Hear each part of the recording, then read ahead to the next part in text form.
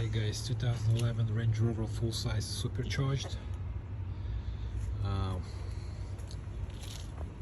If you guys looking for fuel low pressure sensor, which is control the fuel pressure to your engine, so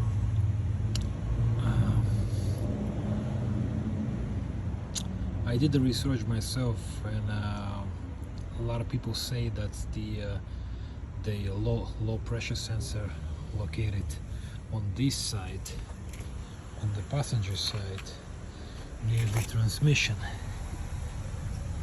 On my car, on full size, it is not true. So the sensor itself located on the driver's side. I'm gonna have to take off the wheel and the wheel well, and this is the location of this sensor right there.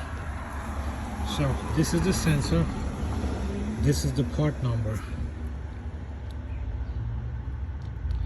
this is the part number. So on if you go on a dealer website, Land Rover,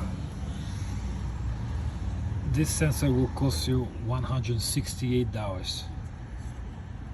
So just want to show you. Just keep the camera here like that. Yeah. So basically what you will be getting is this part. This is the sensor itself. I purchased it on Amazon. Same brand, original part, for 20 bucks. $20.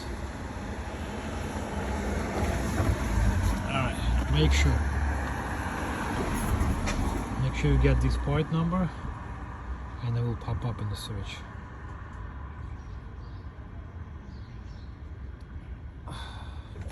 This is your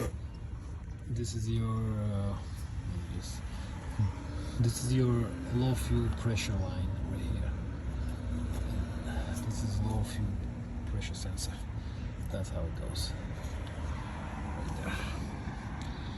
Alright, I will keep you updating on my repairs. And I went to the dealer.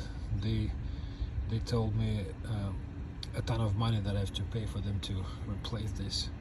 So I decided to do it myself. I will keep you updated on the repair. Take care, guys.